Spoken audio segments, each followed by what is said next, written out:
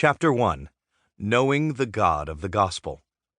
Now this is eternal life, that they know you, the only true God, and Jesus Christ, whom you have sent. John chapter 17, verse 3. It's always hard to resist listening in on other people's conversations. A couple of years ago, I happened to be having breakfast with an astronaut, as you do. Colonel Jeff Williams had spent a total of 564 days in space, so over breakfast I asked him all the questions that I have wanted to ask an astronaut since I was a kid. Are you scared when you're basically strapped to a giant bomb ready for liftoff? What is it like looking out at space when you're on a spacewalk? How's the food? When we started to talk, it was just us in the quiet hotel breakfast room. About 45 minutes later, I realized that the room had filled up, but nobody else was saying anything. One by one, they had come in, heard Jeff mention NASA or the International Space Station, and just started listening to our conversation. I would have done the same. Listening in on an astronaut is fascinating. John chapter 17 is one of the most remarkable chapters in the whole Bible for this reason. It comes at the end of a section of John's Gospel, which gives us a detailed account of the final things Jesus said to his disciples on the night before he died, chapters 13 through 17. Chapter 17 gives us the opportunity to listen in not on an astronaut, but the living God, as Jesus prays to his Father in heaven. Now, that's pretty astounding in itself. This is God's private conversation, as God the Son talks to God the Father. But it's what Jesus actually prays for that's even more remarkable. Here's how the conversation starts. Jesus looked towards heaven and prayed, "Father, the hour has come. Glorify your Son, that your Son may glorify you. For you granted him authority over all people, that he might give eternal life to all those you have given him.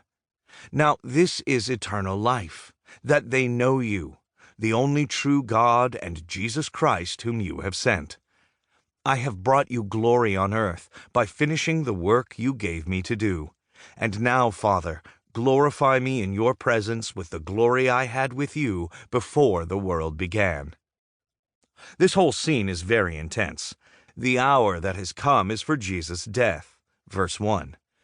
So on the last night of his life, what's Jesus thinking about? He is thinking about us. Jesus is about to do the unimaginable. He is about to die for people like you and me. He's about to step in to face the punishment that we earned and to face the Father's anger which we had provoked. He is going through with this so that he can give people like us an unparalleled gift, eternal life. For you granted your Son authority over all people, that he might give eternal life to all those you have given him. Verse 2. Eternal life. Generally in the Bible, that means life with God that starts now and goes on forever. But here Jesus gives us an even simpler definition of this life than that. He calls it knowing God. Now this is eternal life, that they know you, the only true God, and Jesus Christ whom you have sent. Verse 3.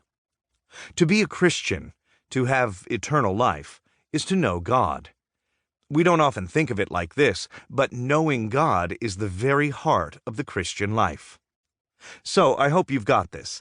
Jesus Christ, the Lord of all, within 24 hours of his excruciating death, as he prepares to bear the full weight of the sins of the world, is preoccupied with one thing. He's preoccupied with us, and in particular, with our life. What does Jesus want for you? Jesus wants you to know God. That's because at its heart, Christianity isn't really about us. It's about God. It's important to get that straight, and it makes the whole living for Jesus thing much, much easier. That's why this first chapter is all about God, and more specifically, about knowing God. So what does that involve? Two things.